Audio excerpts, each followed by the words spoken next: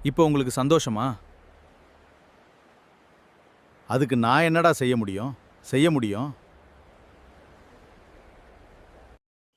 சோழன் இருந்துட்டு, நாங்க தான் அப்பவே சொன்னாங்கல்ல, இந்த வண்டிக்கு நாங்க ஒரு பைசா கூட குடுக்க மாட்டோன்னு. இவரு சொன்னாங்கன்றதுக்காக, நீங்களும் எங்க தல மேல அத விடுவீங்களா? இங்க பாருங்க, இவரு எவ்வளோ சம்பாதிக்கிறாரு, என்ன சம்பாதிக்கிறாருன்னு எங்களுக்கு தெரியவே தெரியாது. இந்த வண்டிக்கு எவ்வளோ முதலீடு போட்டிருக்காருன்னு கூட எங்களுக்கு தெரியாது. இப்போ வந்து எங்ககிட்ட பணம் கேட்டா, நாங்க எப்படி குடுக்க முடியும்? இங்க பாருங்க, எங்களால ஒரு பைசா கூட குடுக்க முடியாது அப்படின்ற மாரி சொல்லிறாங்க. அதுக்கு அடுத்து தான் வந்து பார்த்தீங்கன்னா, இது என்னுடைய வீடு. என் வீட்ல இன்னைக்கு எல்லாருமே உட்காந்துக்கிட்டு இருக்கீங்க. அதனால இந்த வண்டிக்கான பணத்த நீங்க எல்லாருமே குடுத்து தான் ஆகணும் அப்படின்ற மாரி சொல்லிறாங்க. ஓ! வாடகை வாங்குறீங்களாப்பா?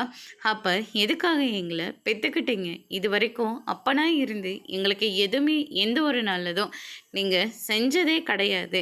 ஆனா இன்னைக்கு இவ்ளோ பெரிய பாரத்த எங்க மேல போட்டிருக்கீங்க. ஒரு நாளாச்சும் எங்கள பத்தி நீங்க வருத்தப்பட்டிருக்கீங்களா? கிடையவே கிடையாது. உங்க இஷ்டம் போல வருவீங்க, சாப்பிடுவீங்க. அப்படி சாப்பாடு பிடிக்கலன்னா வெளிய சாப்பிட்டுட்டு வருவீங்க. நல்லா குடிச்சிட்டு வருவீங்க. இத மட்டும் தானே நீங்க செஞ்சுட்டு வந்திருக்கீங்க. இந்த வீட்ல பார்க்குறவங்க எல்லாரும் இந்த வீட்ட பத்தி எவ்வளோலாம் பேசியிருப்பாங்க. அந்த வாய் அடிக்கிறதுக்கு நீங்க ஏதாவது பண்ணியிருப்பீங்களா? எதுவுமே பண்ணதில்லையே! அப்படின்ற மாரி சொல்லிக்கிட்டு இருக்காங்க. அதோட இன்னைக்கான பிரம முடிச்சிருக்காங்க.